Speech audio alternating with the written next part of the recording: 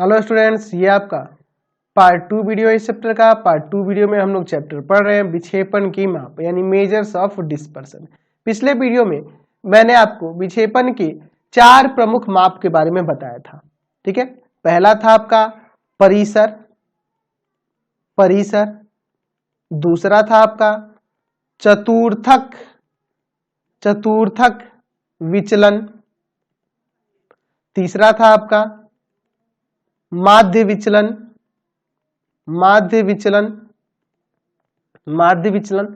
और चौथा था आपका मानक विचलन। अब हम लोग ये 4 जो आप देख रहे हैं विक्षेपण के प्रमुख माप हैं, इन चारों को एक एक करके डिफाइन करेंगे, एग्जाम्पल के साथ देखेंगे कि ये होते क्या है। ठीक है, तो चलिए एक एक करके सबको समझते हैं। सबसे पहले बात करते हैं परिसर के बारे में। परिसर अंग्रेजी में जिसे कहा जाता है रेंज। तो चलिए देखते हैं रेंज होता क्या है। तो हम लोग इसे ऐसे परिभाषित कर सकते हैं कि किसी बंटन का परिसर उस बंटन के पदों के महत्तम तथा न्यूनतम मानों के अंतर के बराबर होता है।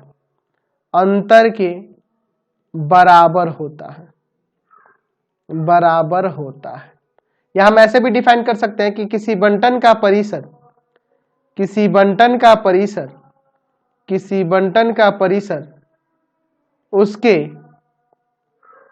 उसके महत्तम तथा न्यूनतम चर मानों का अंतर होता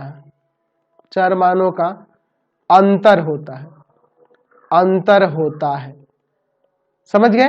तो यहां से हम इसे एग्जांपल से भी समझ सकते हैं। मान लीजिए हमारे पास एक बंटन दिया गया है, यहाँ पे हम लोग एक बंटन ले लेते हैं। ठीक है, जिसमें दिया गया है 1, 7, 3, 11, 15, 27, है ना। मैं कहता हूं कि इसका परिसर बताइए, तो हमें क्या देखना है परिभाषा के अनुसार। तो यहां देख रहे हैं कि किसी बंटन का परिसर उस बंटन के पदों के महत्तम तथा न्यूनतम मानों के अंतर के बराबर होता है। महत्तम और न्यूनतम मानों के अंतर के बराबर होता है। तो यहाँ पे 27 में से 1 घटा देंगे, 26 इसका परिसर हो जाएगा। या दूसरे परिभाषा से भी देख सकते हैं, किसी बंटन का परिसर उसके महत्तम तथा न्यूनतम चर मानों का अंतर होता है। तो महत्तम चर मान 27 है और न्यूनतम चर मान 21 है, इसी का अंतर क्या कहलाएगा? आपका परिसर कहलाता है। समझ गए? चलिए अगला देखते हैं। सेकेंड नंबर जो है, अगला प्रकार देखते हैं विक्षेपण की माप का। दूसरा है आपका चतुर्थक विचलन या अर्ध अंतर चतुर्थक परिसर। इसे इंग्लिश में कह सकते हैं क्वार्टाइल डेविएशन और सेमी इंटर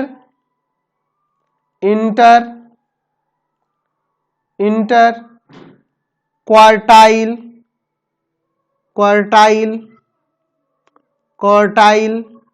रेंज। यहाँ पे देखिए क्वार्टाइल में QUAR होगा। क्वार्टाइल डेविएशन या सेमी इंटर क्वार्टाइल रेंज कहेंगे। तो देखते हैं कि चतुर्थक विचलन या अर्ध अंतर चतुर्थ परिसर क्या होता है। तो हम लोग इसे ऐसे परिभाषित कर सकते हैं कि किसी बंटन का अंतर चतुर्थक परिसर या अर्ध अंतर चतुर्थक परिसर, ऐसे लिख सकते हैं, उस बंटन के उच्च उच्च चतुर्थक, उच्च चतुर्थक यानी कि अपर क्वार्टाइल जिसे हम लोग Q3 से सूचित करते हैं, तथा निम्न चतुर्थक, निम्न चतुर्थक को Q1 से डिनोट करते हैं, है ना, लोअर क्वार्टाइल को Q1 से डिनोट करते हैं, ठीक है, के अंतर को कहा जाता है, अंतर को कहा जाता है।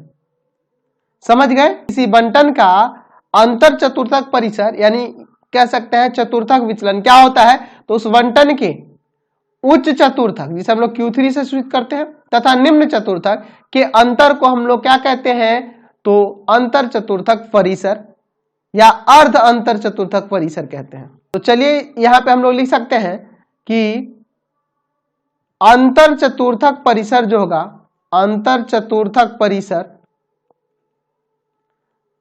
परिसर या ऐसे भी लिख सकते हैं अर्ध अंतर चतुर्थक परिसर, या लिख सकते हैं चतुर्थक विचलन, वह किसके बराबर हो जाएगा, तो Q3 माइनस Q1, इन दोनों के अंतर को ही ना कहेंगे जी।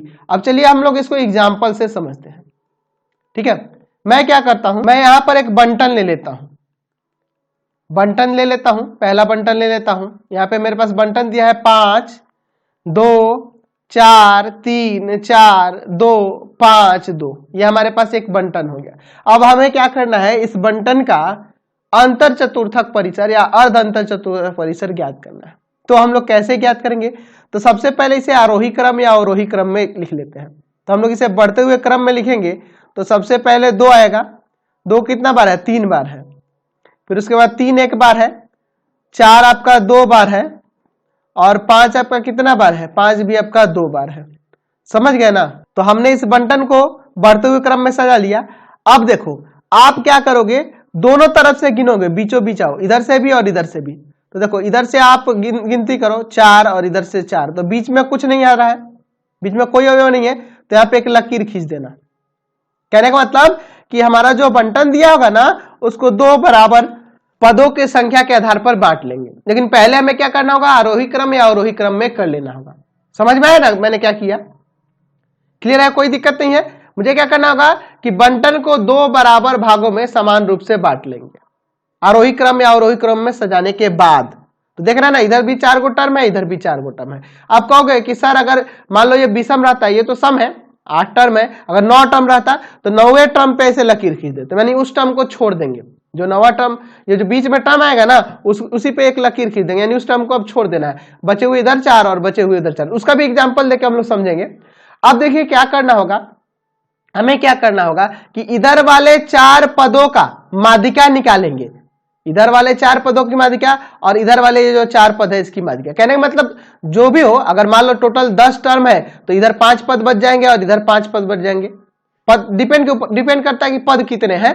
तो जो आधा इधर बचेगा आधा इधर बचेगा, दोनों तरफ हम लोग क्या करेंगे, माध्यिका निकालेंगे। तो इसका माध्यिका को हम लोग Q1 कहेंगे, यानी कि निम्न चतुर्थक कहेंगे, निम्न चतुर्थक। तो इसकी माध्यिका क्या निकलेगी, इन चारों पदों की माध्यिका क्या होगी, तो ये देख रहे हैं कि बीच में ये 2 पद आ रहे हैं, तो इन दोनों को जोड़ के 2 से भाग करेंगे तभी ना माध्यिका निकलेगी जी। तो 4/2 कट के 2 आ गया। अच्छा, अगर मैं Q3 की बात करूं, Q3 क्या होता है, तो इसके बाद वाले ये जो पद बच रहे हैं ना, दूसरा हिस्सा जो बच रहा है ना, इसकी माध्यिका, तो इसकी माध्यिका इन दोनों को जोड़ना होगा, 4 + 5/2 9/2, तो 9/2 यानी कि कितना, 4.5। समझ गए ना? तो यहां से आपको क्लियर हो गया कि आपको क्या करना होगा कि बंटन को आरोही या अवरोही क्रम में सजा लेना होगा, बीचों बीच उनकी एक लकीर खींच देंगे और इधर वाले जो पद होंगे और इधर वाले जो पद होंगे उनकी दोनों की क्या करेंगे, माध्यिका निकालेंगे। जो प्रारंभ वाला जो एक प्रकार का बंटन होगा, इसका हम लोग माध्यिका निकालेंगे तो वो Q1 हो जाएगा, और अंतिम के जो आपके बंटन बनेंगे 2 भाग में बांटने के बाद, तो उसका हम लोग अगर माध्यिका निकालेंगे तो वो आपका Q3 हो जाएगा। यानी कि यही Q1 जो है आपका निम्न चतुर्थक और ये जो Q3 है आपका उच्च चतुर्थक कहलाएगा। और यहां से अब हम लोग लिख सकते हैं कि अर्ध अंतर चतुर्थक परिसर जो होगा, यानी Q3 में से Q1 को घटा लो, यानी 4.5 में से घटा लो 2 को, तो 2.5 इसका अंतर चतुर्थक परिसर आ जाएगा। ठीक है। अब मान लेते हैं दूसरा बंटन एक और हमारे पास, बंटन सेकंड ले लेते हैं, मान लेते हैं उसमें दिया है 5 2 4 3 4 2, कितने टर्म हुए 3 3 6, एक और ले लेते हैं 5, 7 गो टर्म हो गया ना जी, 4 3 7। अब इसका मुझे निकालना हो अंतर चतुर्थक परिसर, तो क्या करेंगे, पहले से आरोही क्रम या अवरोही क्रम में सजा लें। 2 2 3 4 है 2 बार और 2 बार है 5, समझ गए ना। अब देखो इधर से आप देखो और इधर से देखो, दोनों तरफ से मध्य पद ये हुआ तो इसी को काट देंगे, इसको काट देंगे, इसी के ऊपर लकीर खींच देंगे, और ये बचे हुए जो इधर बचे और इधर बचे दोनों तरफ से हम लोग क्या करेंगे, माध्यिका निकालेंगे। तो Q1 निकालेंगे, इसका माध्यिका ये हो जाएगा 2, और इधर वाले पदों की माध्यिका यानी Q3 क्या हो जाएगा 5 हो जाएगा। तो हमारा अर्ध अंतर चतुर्थक परिसर जो होगा, चतुर्थक परिसर जो होगा वह Q3 में से Q1 घटा लेंगे, यानी कि 5 में से 2 घटा लेंगे, 3 हो जाएगा। तो क्लियर हो गया हमारा अर्ध अंतर चतुर्थक परिसर क्या कहलाता है, या फिर चतुर्थक विचलन क्या कहलाता है, हमने यहाँ पे निकालना सीख लिया। तो जो आपकी परिसर थी और अंतर चतुर्थक परिसर थी, इन दोनों से ही बंटन के बनावट के बारे में कुछ भी पता नहीं चलता है। जो बंटन दिया हो उसके बनावट के बारे में ना तो हम लोग परिसर से ही कुछ ज्ञान प्राप्त कर पाते हैं, और ना ही हम लोग अर्ध अंतर चतुर्थक परिसर से भी कोई ज्ञान हो पाता है, ठीक है। और इसी कमी को दूर करने के लिए हम लोग यहाँ पे मानक विचलन निकालना सीखने वाले हैं, ठीक है, और साथ ही साथ माध्य विचलन भी हम लोग सीखेंगे। तो चलिए अब अगला देखते हैं, अगला विक्षेपण की माप जो है, चलिए तो बात करते हैं माध्य विचलन क्या होता है, मीन डेविएशन क्या कहलाता है। तो हम लोग इसे ऐसे परिभाषित कर सकते हैं कि किसी बंटन का माध्य विचलन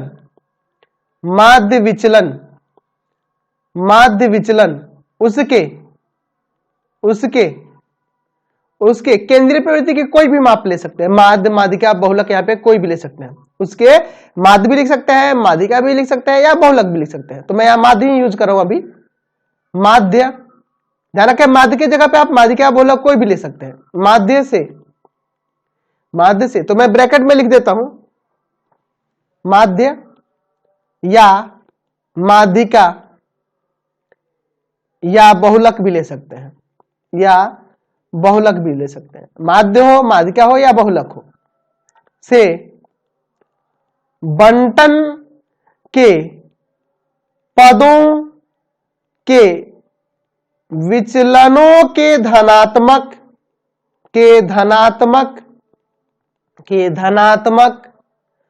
मानों का समांतर माध्य है, ठीक है। चलिए अब इसको थोड़ा सा समझ लेते हैं। किसी बंटन का माध्य विचलन क्या होता है, तो उसके माध्य है ना, यानी उस बंटन का माध्य निकाल लीजिए, माध्यिका निकाल लीजिए या बहुलक निकाल लीजिए, तीनों में से कोई निकाल लीजिए। माध्य, माध्यिका या बहुलक निकालकर क्या करना होगा, उस बंटन के पदों के विचलनों के धनात्मक मानों का समांतर माध्य।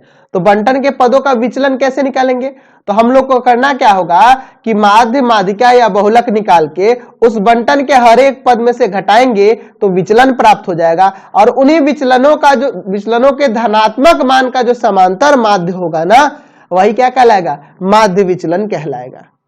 समझ गए। अब इसको थोड़ा एक एग्जांपल से समझ लेते हैं। मान लीजिए हमारे पास एक डाटा दिया गया है, उसमें हमारे पास चर दिए गए हैं x1 x2 है ना, ये चर मान दिए गए हैं xn तक चर मान है, या फिर कह सकते इतने पद हैं, ये इतने पद है x1 x2 x3 कहां तक, xn तक आपके क्या है, पद दिए गए हैं, ठीक है।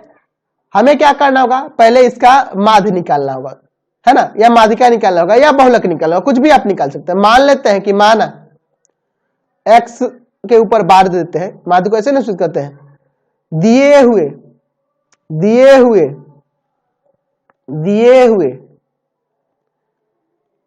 बंटन का माध्य है। इस दिए हुए बंटन का क्या है, माध्य है, x के ऊपर ये जो बार दे रहे हैं, इस दिए हुए बंटन का माध्य है।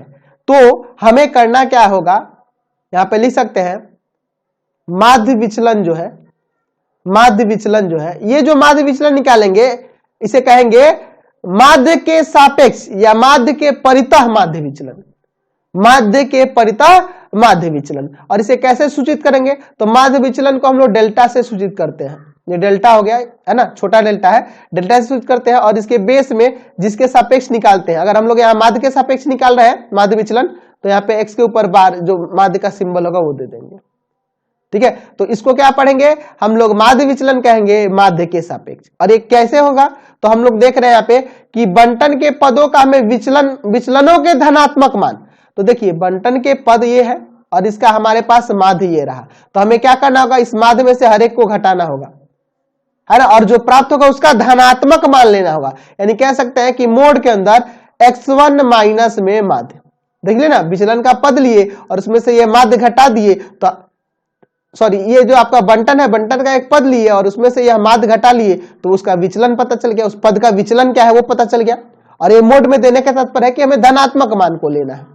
ठीक है, प्लस में उसी तरह से x2 दूसरा पद लेंगे और उसमें से जो हमारा माध्य था घटा देंगे, तो उस पद का विचलन आ गया, है ना। x3 लिए, इसमें से माध्य घटा दिए तो उस पद का विचलन आ गया, x3 पद का विचलन आ गया। ऐसे कहां तक करेंगे, तो xn में से घटा देंगे माध्य को और यहां से हमें xn का विचलन प्राप्त हो जाएगा। और टोटल कितने टर्म है, तो टोटल n टर्म है, इसलिए n से भाग कर देंगे। तो हमने क्या किया, हरेक पद का, हरेक जो पद है इन हरेक पद का मैंने क्या ज्ञात किया, विचलन ज्ञात किया। और वो कैसे, धनात्मक लेना होगा, इसलिए मैंने मोड में दिया है। तो हरेक पद का मैंने विचलन निकाल लिया और उसका जो धनात्मक मान का समांतर माध्य होगा, तो देखिए जो धनात्मक मान प्राप्त हो है इनका समांतर माध्य कैसे होगा, तो यहां सबको जोड़ देंगे और जितने पद है उससे भाग कर देंगे। यानी कि टोटल n पद थे, इसलिए मैंने यहाँ n से भाग कर दिया। तो यहां से जो प्राप्त होगा वही आपका माध्य विचलन कहलाएगा, माध्य के सापेक्ष। अगर मैं इसे चाहूं तो ऐसे लिख सकता हूं कि sigma i equal to 1 to n, यहां लिख सकते हैं xi माइनस में माध्य, xi माइनस में माध्य और बटा में n। ये आपका एक सूत्र तैयार हो गया, समझ गए, ये xi माइनस माध्य कर दिया हमने, समझ गए ना। या इसे हम ऐसे भी लिख सकते हैं sigma i equal to 1 to n और यहां पे लिख देते हैं di और बटा में n। लिख देंगे कि जहां di क्या है, तो di है xi था, xi में से किसको घटाया है, माध्य को घटाया है। xi में से जो माध्य को घटाने पे जो प्राप्त हो रहा है, यानी कि जो विचलन प्राप्त हो रहा है वही विचलन हमारा, वही डेविएशन क्या है, di है। di क्या है, डेविएशन को सूचित कर रहा है, यानी कि xi यानी चर मानों में से जो हम माध्य घटाकर प्राप्त कर रहे हैं ना, वही आपका di है, वही आपका विचलन है। यानी ऐसे भी कह सकते हैं कि माध्य विचलन माध्य के सापेक्ष किसके बराबर होता है, तो उसके विचलनों, उसके पदों के विचलनों के धनात्मक मानों का जो समांतर माध्य होगा वही आपका माध्य विचलन कहलाएगा।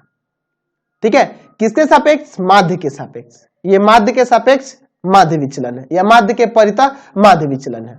यानी हमें करना क्या होगा, माध्य विचलन माध्य के सापेक्ष निकालने के लिए सबसे पहले जितने भी चर मान दिए होंगे उनका माध्य निकाल लेना होगा और उस माध्य को हर एक पद में से घटाना होगा, हर एक चर मान में से घटाना होगा और उसका धनात्मक वैल्यू जो आएगा उसका माध्य निकाल देंगे, यानी उन सबको जोड़कर भाग कर देंगे उनकी संख्या से, तो हमारा जो प्राप्त होगा वह माध्य विचलन प्राप्त हो जाएगा। समझ गए। उसी तरह से अगर मैं कहूं कि माध्य विचलन माध्यिका के सापेक्ष, मैं क्या कहूं, माध्य विचलन माध्यिका के सापेक्ष, हम लोग माध्य विचलन की ही बात कर रहे हैं, माध्य विचलन की ही बात कर रहे हैं, किसके सापेक्ष, माध्यिका के सापेक्ष, मीडियन के सापेक्ष। ये एम फॉर मीडियन के लिए मैंने दिखा दिया। तो हमें क्या करना होगा, हर एक पद में से माध्यिका को घटा लेंगे और उसका धनात्मक मान लेंगे। हर एक पद में से, हर एक चर मान में से माध्यिका को घटाएंगे और उसका धनात्मक मान निकालेंगे, है ना। और जो प्राप्त होगा ना उन सब का, यानी जो हमें प्राप्त होगा वो क्या होगा, विचलन होगा। उन विचलनों के उन पदों के विचलनों का जो समांतर माध्य होगा वही आपका क्या कहलाएगा, माध्य विचलन कहलाएगा, माध्यिका के सापेक्ष। तो मैंने क्या किया, हर एक का माध्यिका निकाल लिया, हर एक का माध्यिका निकाल लिया, जो आपके पास चर मान दिए हैं उसका माध्यिका निकाल लिया और उस माध्यिका को प्रत्येक चर में से घटा दिया और उसका धनात्मक मान का मैंने माध्य निकाल दिया, वही आपका क्या कहलाएगा, माध्य विचलन माध्यिका के सापेक्ष। अच्छा, अगर कहते हैं कि माध्य विचलन बहुलक के सापेक्ष, माध्य विचलन की बात करें किसके सापेक्ष, बहुलक के सापेक्ष, मोड के सापेक्ष, तो कैसे दर्शाएंगे, तो हमें क्या करना होगा, माध्य यहां पे हमें क्या निकालना होगा, बहुलक पहले ज्ञात कर लेना होगा और उस बहुलक को हर एक चर मान में से घटा लेंगे, उस बहुलक को हर एक चर मान में से घटा लेंगे। ठीक है, हर एक चर मान में से घटा लेंगे, उस बहुलक को हर एक चर मान में से घटा लेंगे और उसका धनात्मक, उनके धनात्मक मानों का समांतर माध्य निकाल देंगे। समझ गए ना। तो हमें यहां से पता चला कि अगर हमें निकालना हो माध्य विचलन किसके सापेक्ष, माध्य के सापेक्ष, तो हो जाएगा उसके लिए formula sigma i equal to 1 to n x I minus माध्य का धनात्मक वैल्यू और बटा में n। अगर मुझे निकालना होगा माध्य विचलन माध्यिका के सापेक्ष तो हो जाएगा उसके लिए sigma i equal to 1 to n, यहाँ पे लिख सकते हैं एक्स आई माइनस में माध्यिका और बटा में n। अगर मुझे निकालना होगा माध्य विचलन मोड यानी कि बहुलक के सापेक्ष तो मैं क्या करूंगा, लिखूंगा sigma i equal to 1 to n x i में से घटा लेंगे माध्यिक बहुलक को और उसका धनात्मक मान लेकर भाग कर देंगे n से। ठीक है, क्लियर हो गया तीनों सूत्र। तो तीनों सूत्र कुछ अलग नहीं है, सब एक ही है। इसको कहेंगे क्या, माध्य विचलन माध्य के सापेक्ष, यहाँ माध्यिका के सापेक्ष और यहाँ बहुलक के सापेक्ष हो रहा है या बहुलक के परितः हो रहा है। ठीक है, कोई दिक्कत नहीं है इसमें। चलिए अब एक और छोटा सा टर्म है उसको भी समझ लेते हैं, माध्य विचलन गुणांक क्या होता है, माध्य विचलन गुणांक क्या कहलाता है, माध्य विचलन गुणांक, माध्य विचलन गुणांक यानी कि कोफिशिएंट ऑफ मीन डेविएशन। हमें करना क्या होता है, सबसे पहले निकालना होगा माध्य विचलन यानी कि मीन डेविएशन, और मीन डेविएशन यानी मीन डेविएशन को हम लोग कैसे लिख सकते हैं, यहाँ पे लिख सकते हैं कि डेल्टा यहाँ पे x के ऊपर बार।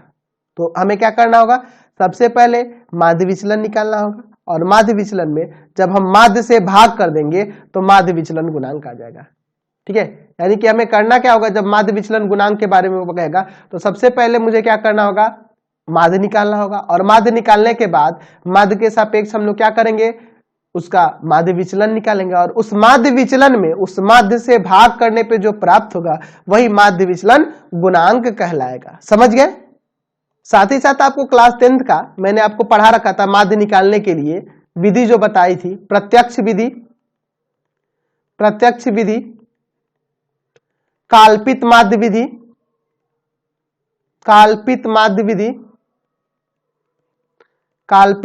विधि और तीसरी विधि थी पग विचलन विधि। तो तीनों विधि पता होनी चाहिए, पग विचलन विधि। तो इस विधि के बारे में, इन तीनों विधियों के बारे में मैंने आपको क्लास 10th में पढ़ाया हुआ है। ठीक है, तो अगर आपको दिक्कत होगी तो पहले जाकर वहां पढ़ लेंगे प्रत्यक्ष विधि, काल्पित माध्य विधि, पग विचलन विधि, क्योंकि इसका भी उपयोग हम लोग एक्सरसाइज में क्वेश्चंस को बनाने में करने वाले हैं। समझ गए ना, कोई दिक्कत नहीं है इसमें। जैसे मैं यहाँ पे एक एग्जाम्पल लेके आपको क्वेश्चन सॉल्व कराता हूं। मान लो हमारे पास एक डाटा दिया हुआ है, बंटन दिया हुआ है। ठीक है, हमारे पास एक बंटन दिया है, छोटा सा ले लेते हैं। मान लो हमारे पास एक बंटन दिया है 2, 8, 8, 12, 25। हमें इसका माध्य के सापेक्ष माध्य विचलन निकालना है। माध्य के सापेक्ष क्या निकालना है, माध्य विचलन निकालना है। तो सबसे पहला हमारा काम क्या होगा कि इस बंटन का माध्य निकाल लेंगे। तो माध्य निकालने के लिए सबको जोड़ देंगे। ठीक है, तो क्या हो जाएगा, और 5 से भाग कर देंगे। तो यहां से हमारा माध्य जो है x के ऊपर बार सूचित कर सकते हैं, वह क्या हो जाएगा, सबको जोड़ देंगे 55 और बटा में 5, 11 कट के आ जाएगा, यानी कि माध्य क्या हो गया, 11 हो गया। अब मुझे निकालना है माध्य विचलन, है ना, मीन डेविएशन माध्य के सापेक्ष। तो ऐसे सूचित करेंगे। अब क्या करेंगे, तो 2 में से घटाएंगे 11 को और मोड में दे देंगे, 8 में से घटाएंगे 11 को मोड में दे देंगे। 8 में से घटाएंगे 11 को, देख रहे हैं ना, हर एक चर में से घटा रहे हैं, जैसे हमने फॉर्मूला में देखा था। ठीक है, तो मोड में देने का मतलब है कि हम लोग हमेशा धनात्मक मानों की ही बात करेंगे, और इनकी संख्या कितने है, 5 है, तो 5 से भाग कर देंगे। यहां देखो घटाएंगे तो 9 आएगा माइनस का, लेकिन मोड में है तो पॉजिटिव हो जाएगा। यहाँ पे घटाएंगे तो 3 आ जाएगा माइनस का, लेकिन मोड में है तो पॉजिटिव ले लेंगे। यहां घटाएंगे 3 आ जाएगा, लेकिन मोड में है तो पॉजिटिव लेंगे 1, और यहाँ पे 14 और बटा में 5। अब सबको जोड़ देते हैं तो हो जाएगा आपका 30 और बटा में 5, 6 बार में कट जाएगा, माध्य विचलन कितना आ गया, 6 आ गया। ठीक है, अगर मुझे यहाँ कह देता कि माध्य विचलन ही निकालना है माध्यिका के सापेक्ष, तो मैं यहां पर माध्य निकालने की जगह माध्यिका निकालता, तो इसका माध्यिका 8 हो जाता। ठीक है, तो यहां जहां 11 रख रहा हूं वहां पे 8 रखता। समझ गए ना। अगर मुझे कह दे कि माध्यिका के सापेक्ष माध्य विचलन बताइए, तो पहले मैं जो आपके पास बंटन है उसकी माध्यिका क्या हो जाती है, माध्यिका आपकी 8 हो जाती है। देख लीजिए बीच वाला जो चर मान है, देख रहे हैं ना, तो ये माध्यिका 8 हो गई। अब क्या करेंगे, यहां पे हो जाएगा माध्य विचलन। माध्य विचलन किसके सापेक्ष हम लोग निकाल रहे हैं, माध्यिका के सापेक्ष, तो वो क्या हो जाएगा, 2 माइनस में 8 मोड में 8 माइनस 8 मोड में 8 माइनस 8 मोड में 12 माइनस 8 प्लस मोड में 25 और माइनस का 8 और बटा में आपका कितना हो जाएगा 5। समझ गए ना, बहुत ही आसान है, कोई दिक्कत नहीं है। यहां घटाएंगे माइनस का 6, सॉरी यहाँ 2 माइनस कितना था जी, पहले क्या था, सॉरी हाँ ठीक है 2 ही था ना, 2 था, ठीक है। चलिए तो यहां घटाएंगे 6 आ जाएगा, माउंट में है तो पॉजिटिव लेंगे, 0 0 4 और यहां पर हो जाएगा आपका 17 हो जाएगा क्या। ठीक है, तो 6 4 10 और 17 27 और यहां नीचे 5 है ना, 5 से भाग कर देंगे, 5.4 इसका माध्य विचलन हो जाएगा। अगर यहाँ पे बहुलक के सापेक्ष करता तो हम लोग बहुलक निकालते और फिर बनाते, तो मुझे नहीं लगता है कि अब कोई दिक्कत होने वाली है। तो ये जो आंकड़ा देख रहे हैं सिंपल है, कहने का मतलब अवर्गीकृत है। समझ गए ना। तो आगे हम लोग वर्गीकृत अवर्गीकृत अलग अलग कंडीशन में भी माध्य विचलन की बात करेंगे, लेकिन फिलहाल इस वीडियो में इतना ही रहने देते हैं। नेक्स्ट वीडियो में आगे के टॉपिक को डिस्कस करेंगे। आपको हमारे 3 चैनलों को सब्सक्राइब करना होगा। पहला है pathfinder classes Chhapra, pathfinder classes Chhapra. दूसरा है भारती भवन रविकांत सर, भारती भवन रविकांत सर, रविकांत सर। और तीसरा चैनल है रविकांत सर के नाम से, रविकांत सर के नाम से। तीनों चैनल को सब्सक्राइब करेंगे और इससे रिलेटेड वीडियो के लिए सीधे डिस्क्रिप्शन में जाएंगे और इससे संबंधित नोट्स के लिए गूगल पे जाकर सर्च करेंगे www.ravikantsar.in और यहां पर जाकर आप सभी क्लासेस के नोट्स और उनके पीडीएफ को डाउनलोड कर सकते हैं और पढ़ भी सकते हैं।